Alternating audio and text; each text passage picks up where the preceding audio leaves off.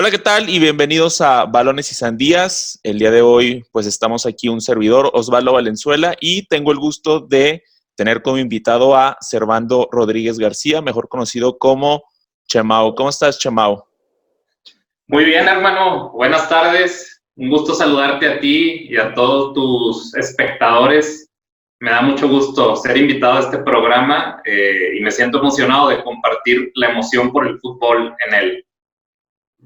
No, pues nosotros estamos honrados de tenerte aquí. Oye, y bueno, primero te amas Servando, pero ¿por qué te dicen Chemao, Chemao? Es una historia muy peculiar. De chico, mi prima, de parte de la familia de mi mamá, me decía en la casa de nuestros abuelos que en paz descansen Chemano. Ajá. Y una historia como muy extraña, ¿no? Mi prima y yo entramos a la misma escuela en secundaria y nos tocó en el mismo salón, en el glorioso Jesús María Chavarría, de aquí de la ciudad de Torreón, Coahuila. Y me empezó a decir Chemano. Yo le dije, oye, no me digas como en la casa, mejor dime Chema. Y de ahí se quedó en secundaria, en bachillerato. Y cuando llegué a la Universidad Iberoamericana, donde estudié la licenciatura, antes de unos Juegos Nacionales me rapé por completo. Ajá. Y pensaron que era brasileño y me empezaron a decir Chemao. Y de ahí se quedó Chemao dos Santos, porque soy aficionado al Guerrero, al Club Ajá. Santos Laguna. Y pues ya en mi etapa laboral, pues se quedó solamente en Chemao, era muy largo. Y de ahí surgió el Chemao y la verdad es que me presento como Chemao y pues, feliz de que me identifiquen por ese mote. No, qué bueno, qué bueno. Entonces, ya sabemos pues que tu nombre está muy ligado al fútbol, que te gusta mucho el fútbol. De hecho, pues ahí atrás tienes un balón y tienes un cuadro de Julio Furch con Giannini Tavares, ¿no? Que ahorita me contabas antes de empezar el programa, que pues es un cuadro de la final del Santos contra Toluca del 2018, ¿no? El gol que mete Furch en los últimos minutos y que a la postre, pues bueno, Furch sería fundamental para esa final tanto de ida como de vuelta, ¿verdad? Pero bueno, a ver, ya que estamos introduciéndonos ahí al Santos, sabemos que desde hace algunos años es equipo propiedad del grupo Orlegui, ¿no? Orlegui Deportes, más bien grupo Orlegui, ¿sí? Y es el tema que queremos platicar el día de hoy, ¿no? Esta cuestión que ha levantado mucha polémica en los últimos años con Alejandro Urarragorri, que definitivamente desde que entró al Club Santos en 2006, finales de 2006, que empieza a tomar la batuta en 2007, lo hizo un equipo protagonista, ciertamente ya era, pero en la época de vacas flacas del equipo, pues sabemos que lo perdió, ¿no? Perdió ese protagonismo, cierto poder económico, adquisitivo, y que a la postre le derivó en problemas de descenso, pero lo rescató, ¿no? Entonces empezó a hacerse muy fuerte Alejandro Irarrágorri y su grupo de colaboradores, compraron al equipo de Tampico Madero y dieron un golpe en la mesa al comprar al Atlas del Guadalajara, ¿no? Más o menos, ¿tú cómo describirías, pues, la forma de trabajar del Grupo Orlegui? Es una extraordinaria pregunta. Para mí es un grupo muy ambicioso, muy ambicioso. Yo creo que empezaría por describirlo así. Uh-huh. El poder tener dos unidades de negocio en el fútbol, como lo es Experiencia TSM o Territorio Santos Modelo y Club Santos, me parece que de por sí ya es un reto enorme, ¿no? Y después aventurarse, como dices, con Tampico y después poder adquirir al Atlas, me parece que es un signo de ambición total, ¿no? Y una ambición que obviamente está centrada, mi estimado carnal, con los negocios, ¿verdad? O sea, Orlegui, Grupo Orlegui, pues tiene una vocación de negocio impresionante, ¿no? Tanto que tiene su unidad de negocios de inversión, donde invierte en seguros, en inmobiliarias, incluso en el ramo agroindustrial, siendo productor de chiles, ¿no? Sí, era un trabajo que ya tenía Irarrágorri antes de adquirir al Santos, ¿no? De entrar al fútbol. Exacto. Alejandro es una persona sumamente emprendedora y bueno, pues cuando adquiere al Santos se da cuenta que puede como emprender y generar mucho negocio a través del deporte. Y entonces cuando adquiere el Atlas, pues para mí es un signo muy congruente con la filosofía de Alejandro Irarrágorri, ¿no? Que es hacer negocio, a través del deporte, ¿no? Entonces, yo podría describir a Orlegui con una palabra. Es un grupo empresarial muy ambicioso, con una visión que yo no veo en el país, sinceramente. Tal vez se asemeja a Grupo Pachuca, se asemejan, pues, en cuanto a la visión, pero de ahí en más, creo que es un grupo ejemplar en ese sentido, ¿no? Oye, Chamau, se entiende perfectamente, ¿no? Se ha visto en los últimos años, sobre todo en México y bueno, en la mayoría del planeta, ya el fútbol, si bien es cierto, en algunos lugares sigue con la pasión intacta, podría decir Argentina, podría decir algunos lugares de Europa, ¿no? Sobre todo Inglaterra, Alemania, de esta cuestión pasional, pero el fútbol ya se convirtió en un negocio, eso ya lo sabemos desde hace un rato, ya es un negocio muy fuerte y que involucra a muchas partes y hasta al gobierno, ¿no? ¿No crees que sea peligroso?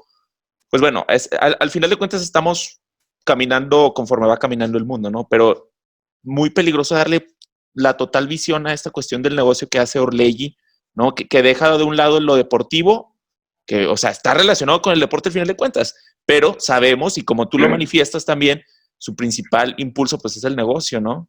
¿No es peligroso? Es peligroso siempre y cuando el aficionado asuma que el fútbol es lo más importante en su vida. Yo creo que en ese sentido nosotros como aficionados necesitamos reconocer que el fútbol, como otros espectáculos, a final de cuentas son negocio, ¿no? Ajá. Y por supuesto que viene este debate, ¿no? De la parte romántica de los deportes, de los torneos y demás, donde pues son no negociables los colores de los uniformes, son no negociables los estadios, los himnos de los equipos, pero también nos vamos dando cuenta que el negocio, el fútbol es patrimonio de solo unos cuantos. O sea, estrictamente el Club Santos Sí, claro. es propiedad de un grupo de empresarios, ¿verdad? América es propiedad de una empresa muy fuerte. Grupo Pachuca, perdón, los Tuzos, León son propiedad de un grupo de empresarios que es Grupo Pachuca. Es decir, el fútbol es un ente público, pero que no pertenece estrictamente al público, pertenece a un grupo de empresarios, y si nosotros aficionados esperamos que ese grupo de empresarios nos considere para ciertas decisiones, pues obviamente estamos yendo a ninguna parte. Por tanto, me parece que la pelotita queda de parte de nosotros los aficionados. Es peligroso en la medida en que nosotros nos asumamos como dueños de ese negocio. No somos dueños, y si no somos dueños y lo aceptamos así, pues me parece que no es peligroso. ¿Por qué? Porque simplemente nos toca ser espectadores de ese negocio, que obviamente si tiene implicaciones sociales, y aquí va una crítica para Orlegui, que así como lo admiro en unas cosas, hay unas cosas que no estoy de acuerdo. Ajá. No sé si tengas presente una campaña donde hablaban de que los aficionados necesitamos tener una fe ciega, ¿no? Sí, sí, sí. Creo que fue la de, si no estoy mal, la que queda campeona en Clausura 2012, ¿eh? Sí, sí, sí. Creo que por ahí, de hecho, recuerdo que el uniforme de visitante era un uniforme blanco con una cruz verde Sí. en tono verde limón. Estaba Darwin. Entre 2012 y 2013. Sí, sí, sí. Exacto. Y entonces ahí, pues obviamente la directiva del club estaba como generando un tinte religioso, ¿verdad? A través en este caso, de la religión católica, llego a las masas, y me parece que ahí, obviamente, creo que la pelotita está del lado del club. O sea, no se puede mezclar el deporte con cuestiones religiosas o más fundamentales para la gente, ¿no? Entonces, es un tema interesante. Sí, no, claro, claro. Es algo social para estudios sociales, pero, a ver, ya sabemos también esta frase muy romántica de Jorge Valdano, ¿no? Que también creo que es, en lo personal, creo que es un genio. O sea, tiene una mente muy maestra, ¿no? Aparte de lo que jugó fútbol, ha escrito muchos libros y todo, pero bueno, la típica frase que dice, el fútbol es la cosa más importante de las cosas menos importantes, ¿no? Sabemos el arraigo social que a veces tienen muchos equipos y sobre todo en Latinoamérica y también, como te decía, parte europea. el ejemplo lo vimos perfectamente ahora con Morelia, que lo cambian así de buenas a primeras, ¿no? En medio de una pandemia, Mazatlán. Y pues bueno, ahí está lo implícito que es el deporte, ¿no? Lo que le da a Orlegui, ¿no? Bueno, Morelia no era de Orlegui, pero al final de cuentas fue un negocio y por eso mismo lo cambiaron, ¿no? Y vimos las manifestaciones que se dieron en Morelia y que está relacionado con una vida totalmente futbolística de una ciudad, ¿no? Que llevaba años, los ates, todo, etcétera, etcétera. Y bueno, lo que te quiero decir es, en esta cuestión de Alejandro Irarrágorri y de Grupo Orlegui, sabemos que aparte de que han metido pugna dentro de las decisiones del fútbol mexicano, también lo hacen con la selección mexicana, ¿no? Y pues bueno, ahora lo quieren hacer con una liga norteamericana, que ahí se habla por debajo del agua, ¿no? Te digo, no le puede, o no sería como perder un poco la ética o alguna de esta cuestión. Al final de cuentas, como tú dices, la pelota está de ellos, ¿no? O sea, ellos son los dueños, pero ya vimos lo que pasa como con Morelia, ¿no?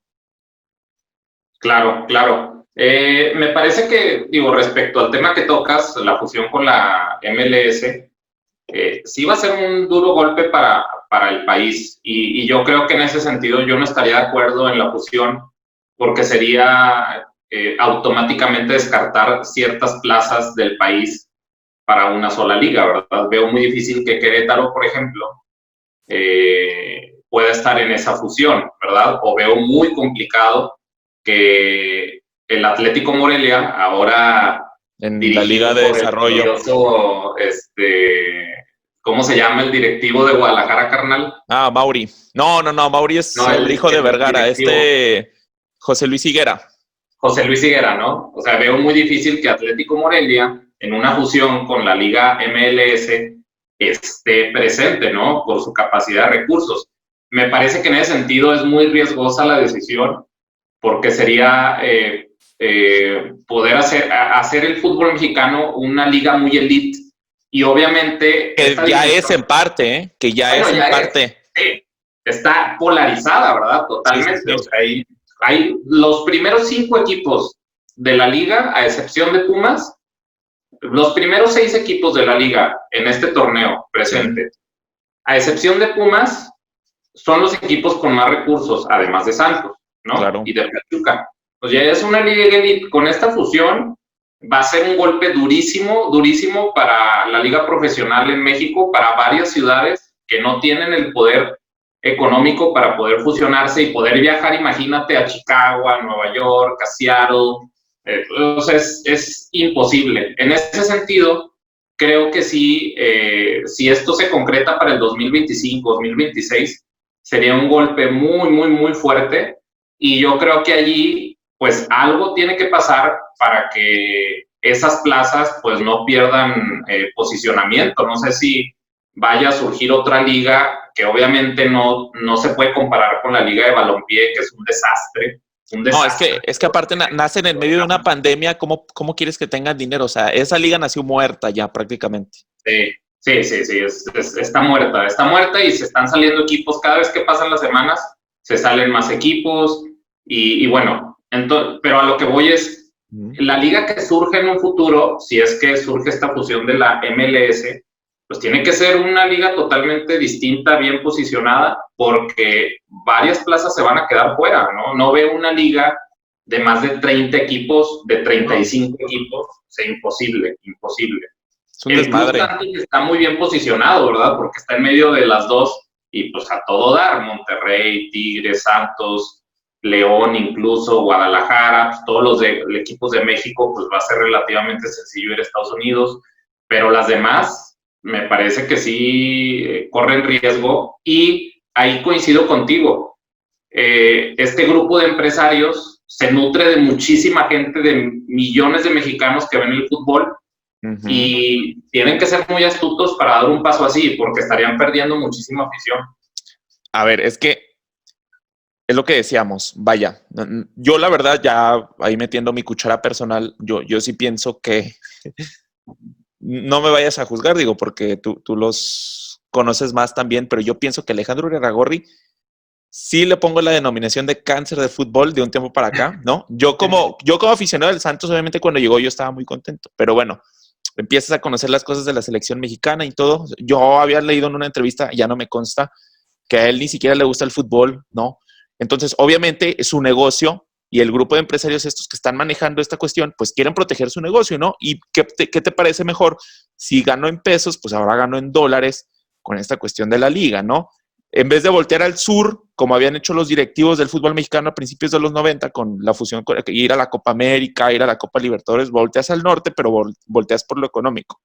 Su negocio va a estar intacto mientras ellos sigan con vida. Puede ser que los resultados de esto se vean a largo plazo, y a largo plazo sí menciono unos 20, 30 o hasta 40 años, ¿no? Si es que se da, pero la condición es que sí se dé, pero vamos a lo mismo. Ahí van en la cuestión del tema económico, pero no solo eso, esa cuestión que dices del paso que van a dar, sino, a ver, ¿cuántos mexicanos no viven en Estados Unidos? O sea, también es un arma de doble filo y bueno, hace poquito sacó una estadística, ¿no? De las playeras que se venden en cada estado. Prácticamente toda la Unión Americana se venden playeras de la Liga MX, entonces puede ser que en lo económico sí te dé, que es algo que sabemos que la Femex Food ha buscado desde siempre, ¿no? Pero ahora el que comanda esa cuestión es Alejandro Aragorri, ¿no? Sí, pero ahora, dime, apoyado por Televisa, exactamente, por la cuestión también de la televisión, ¿no? Así es, sí.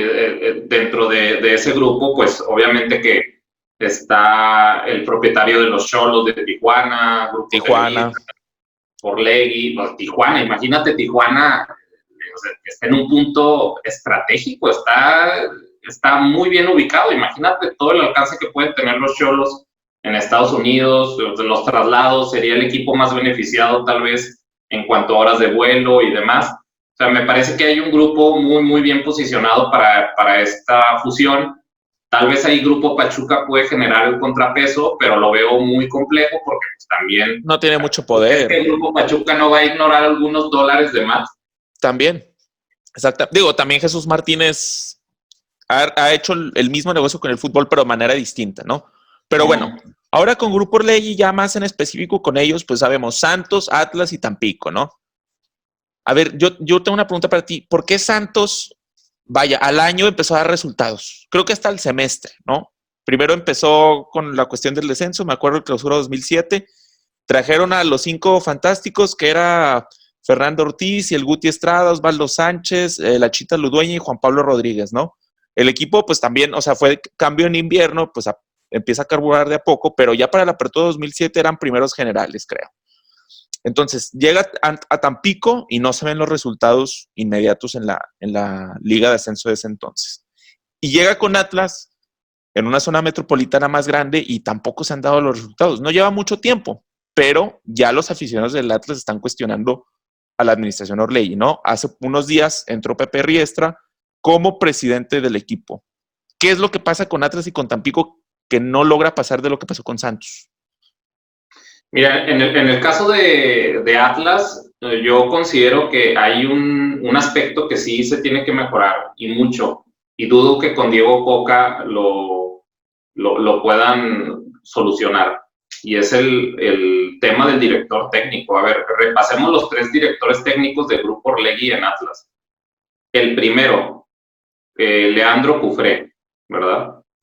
Que fue auxiliar de Dante Siboldi, ¿no? Y que recibió de la pugna ahí. ¿Mande? El de la pugna en Santos en un momento. El de la pugna, ¿no? Que yo tengo un conocido que me dice que es un gran técnico, ¿no? Y que en el trabajo de cancha es muy bueno, pero bueno, no dio resultados. Después pasamos a Rafita Puente Jr., ¿no? Que tiene una gran elocuencia, maneja conceptos muy, muy interesantes, es una persona sumamente educada, sumamente estudiada, con una claridad de conceptos y un lenguaje muy, muy, muy amplio, muy exquisito.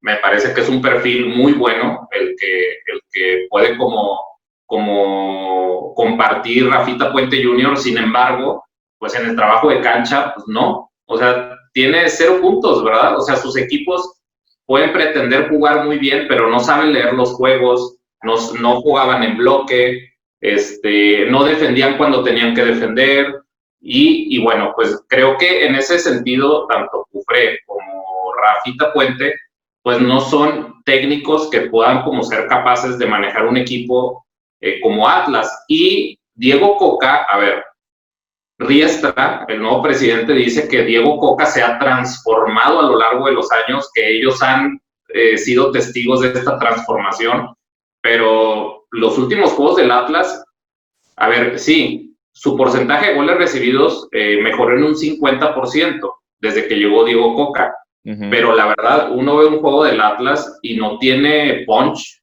no tiene profundidad al ataque, depende de chispazos de Malcorra y de Renato, y en ese sentido me parece que Diego Coca no le brinda una propuesta con respecto a la esencia del Atlas. Sabemos que los rojinegros, antes llamados los académicos, tenían un estilo de juego vertiginoso, dinámico, ofensivo, generan espectáculos. El Atlas de hoy no genera espectáculos. El Atlas de Rafita Puente tampoco generó espectáculo. El de Cufré, menos. Me parece que la diferencia entre el primer año de Atlas de Orlegui con respecto al primer año en Santos de Orlegui es la esencia de juego. Atlas no va con la esencia de su juego, que es espectáculo, porque no tiene técnicos para ello.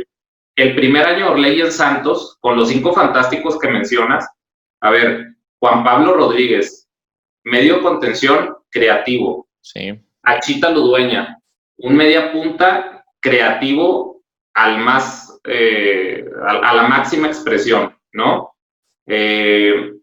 Y Osvaldo Sánchez, liderazgo, Fernando Ortiz, liderazgo, el Guti Estrada, todo terreno, todo equipo necesita un Guti Estrada.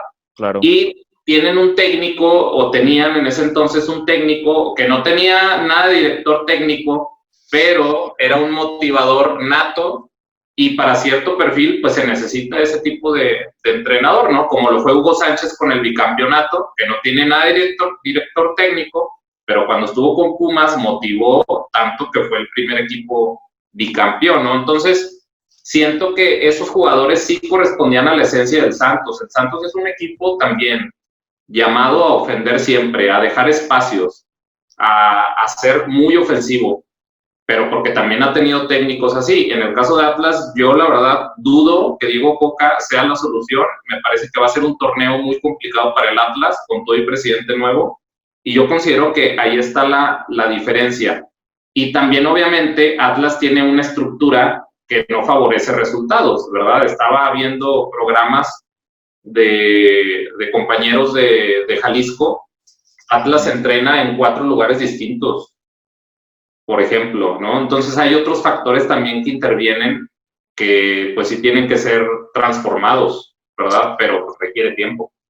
Oye, sí, claro, yo estoy de acuerdo con eso que dices. Atlas es un equipo como que muy vistoso, ¿no? Históricamente, pues, simplemente, bueno, históricamente si nos remontamos, pues el Atlas de Ricardo Lavolpe, ¿no?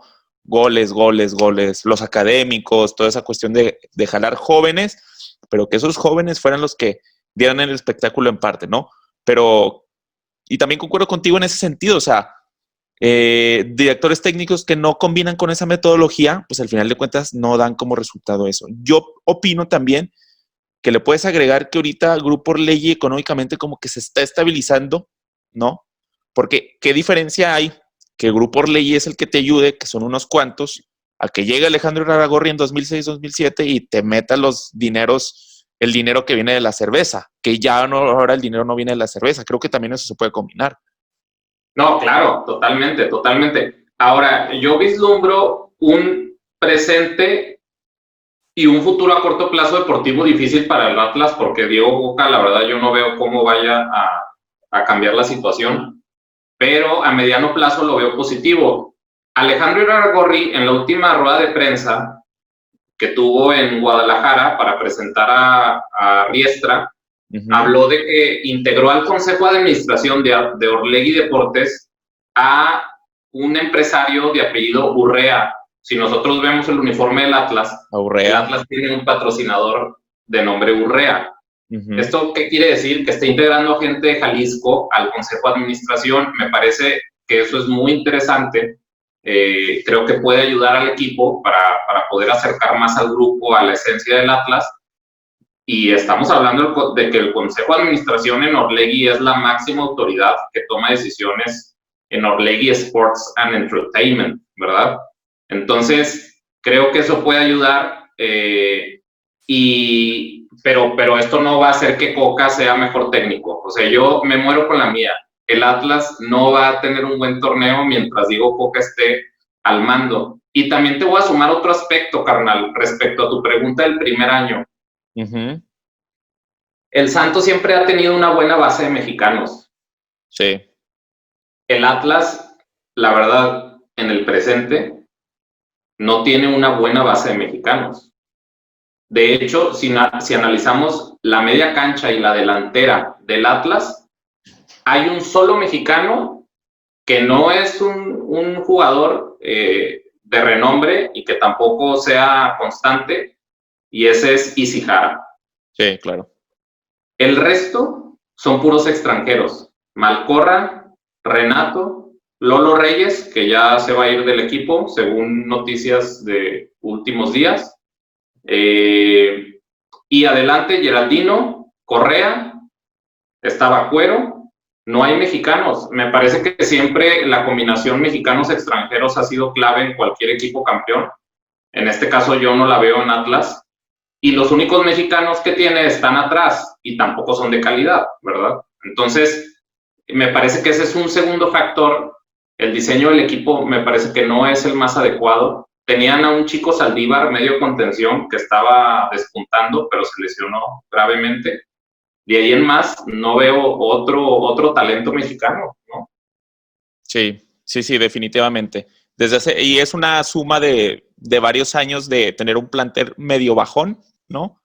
O sea, de parcharlo, de traer extranjeros de medio nombre, ¿no? Y ya no se ha generado esa escuela que se tenía históricamente, sobre todo en los 80, en los 90, y que tanto jugador mexicano dio, ¿no? Y que fueron base de la selección después. Salieron del Atlas, ¿no? Yo digo que el último así históricamente ha quedado Andrés Guardado. Andrés Guardado, claro. El último, sí. Y Andrés Guardado ya está a nada de retirarse, de jubilarse, ¿no? Y sí, eso también creo que va a impactar. Entonces, pues hay que esperar un Atlas a medio o a largo plazo, ¿no? Con Orlegui. ¿O crees que se vayan a desesperar si no den resultados y vayan a echar al equipo? Como pasó con los socios y también en el principio de la década, TV Azteca lo toma, TV Azteca no le da, lo vende, o son un poquito más pacientes, pues. Pues mira, la verdad es que sí me voy por la primera opción. Creo que sí podrían llegar a desesperarse. Y te platico por qué. Para mí el movimiento de José Riestra es un movimiento muy, muy interesante, digno de un análisis profundo. Porque José Riestra, hasta hace 2 semanas, era el director de fútbol de Orlegui. O sea, estaba en el corporativo de Orlegui, ¿verdad? Y pues estaba como al mando de todas las operaciones de fútbol de los 3 equipos, ¿no? De Tampico, de Santos y de Atlas. Uh-huh. Sacar al director de fútbol del corporativo para mandarlo a uno de los equipos, o si lo vemos desde una óptica distinta, a una de las unidades de negocio y no tenerlo en las 3, me parece que es un movimiento arriesgado, sumamente arriesgado. Duro, o sea. Duro, muy estratégico, muy arriesgado, incluso hasta podría decir que un poco, pues, como desde la desesperación por querer tener resultados prontos. Si el equipo sigue así, pues el grado de desesperación se puede duplicar porque ellos están esperando resultados en corto plazo. Y creo que ni siquiera, aún estando Riestra o Irarrágorri, podrían obtener esos resultados con un técnico como el que tienen. Vuelvo al punto del técnico, ¿no? Sí. Entonces, yo sí veo que si no hay resultados a corto plazo, pues obviamente van a sacar a Diego Coca y va a ser una mecha muy corta, pero a mediano plazo creo que sí el Atlas va a ser una organización que va a ser muy fuerte. Eso lo tengo muy claro, aunque también, carnal, aquí entra otro punto muy interesante que la verdad yo estoy meditando y no veo respuestas al momento. La multipropiedad en teoría para el 2025 tiene que desaparecer. en teoría.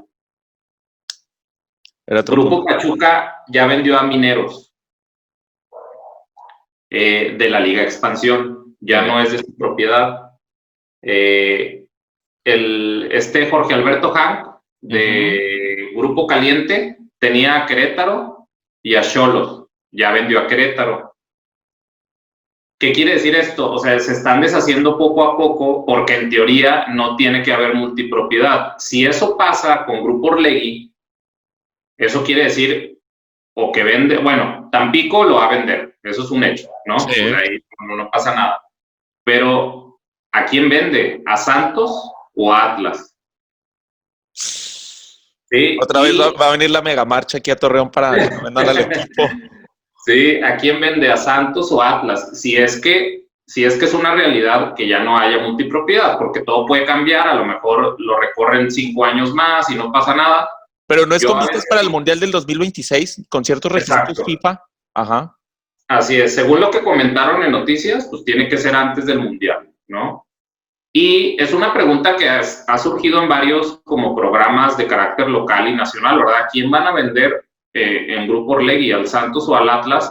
Y sobre todo porque el Atlas también acaba de anunciar en esta rueda de prensa de hace una semana que van a construir un complejo deportivo muy similar al TCM. el Santos modelo, ¿verdad? Sin estadio, obviamente. Y eso me parece una gran noticia para la institución rojinegra, me parece extraordinaria, pero me hace pensar cuáles son los planes de Orlegui a mediano plazo, ¿verdad? Puede ser que vendan a Santos o que vendan a Atlas, o a lo mejor quien va a comprar al Atlas pues va a ser alguien cercano a Orlegui, no sabemos, son miles de escenarios. De teorías. Exacto. Entonces, yo creo que en ese sentido el trabajo de Atlas sí lo veo, si construyen este complejo, lo veo seguro para mediano y largo plazo, porque Orlegui gusta de la estabilidad y también de la rentabilidad de sus negocios, ¿no? Pero si no lo construyen, no veo un futuro promisorio. Exactamente. Y bueno, también ver la cuestión del complejo santista, que pues no tiene mucho que se construyó, bueno, ya va a cumplir o ya cumplió 11 años. Sin embargo, la última etapa que le han prometido por mucho y por mucho tiempo, no la han hecho, ¿no? Que es la del hotel, el centro comercial, que ya era para ponerle la cereza al pastel, pero no se ha hecho. Entonces ahí también puede ser un mensaje un poco subliminal, ¿no? Entonces es interesante eso que tú comentas y que creo que no mucha gente se ha puesto a pensar en esa situación, pero sí, yo tenía entendido también que eso de la multipropiedad tiene que eliminarse también con vistas al Mundial del 2026, que son varios requisitos que tiene que cumplir la Liga MX y el fútbol mexicano, ¿no? Entonces, pues está interesante y saber qué negocio le conviene más a Alejandro Irarrágorri, porque, pues bueno, Santos puede ser su principal, pero sabemos que la zona metropolitana de la comarca lagunera no ayuda mucho a una zona metropolitana de Guadalajara que puede tener mayor poder adquisitivo. Si bien es cierto, el equipo no es tan rembombante como el Santos, pues la zona metropolitana, el negocio, que es lo que le importa a Alejandro, pues estaría ahí de fondo, ¿no? Claro, de hecho, en una entrevista que tuvo con el periódico deportivo Cancha, creo que fue justo en la liguilla que Guillermo Almada comandó contra los Rayados del Monterrey, fue como 2 semanas después una semana antes de ese encuentro.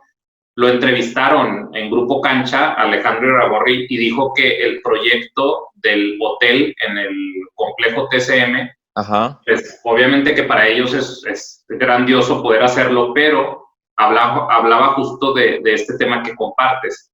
La economía de la región lagunera no ha permitido poder generar esa fase del proyecto, lo cual obviamente, a ver, si yo estuviese en su lugar, pues claro que estaría de acuerdo, ¿verdad? Nuestra querida comarca lagunera, pues lamentablemente económicamente no es una región que promueva un desarrollo económico como otras zonas metropolitanas, como tú lo has dicho.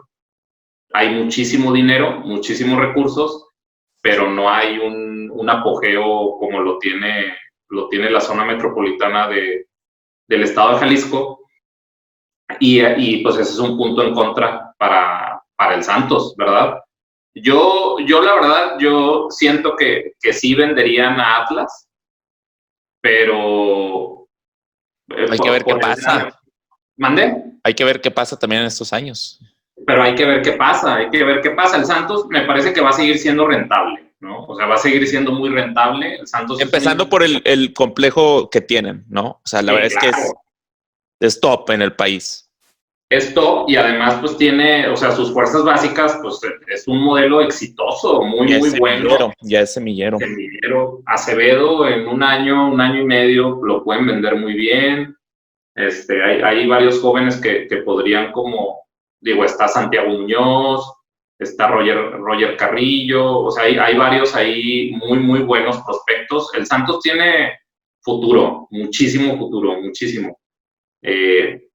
Pero pues vamos a ver qué pasa con esa decisión. La verdad, yo como aficionado al Santos, pues sí estoy un poco inquieto y preocupado. Pero bueno, pues volvemos a la frase que mencionaste, ¿no? Del maestro Jorge Valdano. Pues a final de cuentas es lo más importante, lo menos importante, y sé que si lo llegan a vender, que no creo, pues también habrá otras opciones, ¿verdad? Claro que sí, claro que sí. Pues bueno, Chamau, ya para cerrar el programa del día de hoy, ¿algo con lo que quieras terminar? ¿Algo que quieras comentar de esto? Sí, pues sobre todo una experiencia personal, ¿no? Yo he sido como toda mi vida aficionado al Santos, obviamente al fútbol. Cuando empecé a tener mayor conciencia social sobre las implicaciones del deporte, o más conciencia sobre las implicaciones del deporte en la sociedad, mejor dicho, tuve un conflicto y dejé de ir al estadio. Ajá. Porque pues me resistía a la idea de que el negocio el fútbol es más un negocio que un deporte para la gente, ¿verdad? Para el pueblo, ¿no? Después me di cuenta que si dejaba de ir al estadio, pues también carecía de un entretenimiento, de un espacio de recreación que es válido para todas las personas, ¿verdad? Y en ese sentido, pues yo quiero cerrar con una invitación como a considerar que sí, que el deporte puede ser un gran vehículo para transformar nuestra sociedad, pero no necesariamente a través de las ligas profesionales, sino a través de experiencias mucho más íntimas, ¿no? Mucho más amateurs, mucho más formativas. Y yo creo que lo ideal sería que nuestros equipos profesionales pues fueran siempre exitosos y estuvieran siempre posicionados en una ciudad, como lo ha estado el Santos, como lo ha estado Tigres, Rayados, etcétera. Pero pues lamentablemente el mundo no es así, ¿verdad? No se mueve bajo esos criterios. Y bueno, pues ojalá aquí en La Laguna podamos seguir disfrutando muchísimo del Santos y podamos encontrar en lo valioso del deporte, no solo en las ligas profesionales, sino también en otros espectros del deporte, porque sí, el deporte es un instrumento para mejorar nuestra sociedad, pero no necesariamente creo que desde las ligas profesionales es de donde se construye más. Se puede construir desde otros caminos, y como aficionados creo que podemos como reflexionar en eso, ¿verdad? O sea, ¿qué tanto peso le doy a un equipo profesional en nuestra vida? Obviamente ya hablamos de afectos y claro que yo muero por el Santos y me encanta que gane, pero si no gana, pues tampoco no tiene por qué pasar a mayores, ¿verdad? No pasa nada. Yo quiero cerrar con esa reflexión y esperando que el Santos siga siendo exitoso, que Orlegui siga siendo nuestro papá. Sí, pues la verdad es que, mira, por otra parte, carnal, y es algo que te he dicho a ti, yo admiro mucho el modelo de gestión de Orlegui, O sea, yo soy un profundo admirador de su modelo de gestión, lo analizo en cada conferencia y cada vez me convence más, y hay otras cosas como las que has mencionado que no me gustan, como el hecho de irse a Estados Unidos y demás, pero yo espero que sí, sigamos siendo hijos de Orlegui, y si no, pues que el Santos siga siendo, como diría Juan Gómez Junco, patrimonio de la comunidad lagunera, ¿verdad? Pero de otra manera, carnal. Pues, claro, claro. No, pues interesante. Interesante la reflexión que haces, invitar a la gente a que reflexione en ese sentido, ¿no? Y pues bueno, no me queda más que agradecerte, Chamao, el de estar aquí. Una plática muy amena, siento yo. Y pues bueno, esperemos tenerte en otras ocasiones aquí en Balones y Sandías. No, claro, carnal. Muchas gracias por tu invitación a Balones y Sandías. Pues, la verdad, muy feliz de haber compartido aquí el tiempo contigo y con tus espectadores, que son muchos. Y pues un gran abrazo a la distancia, hermano.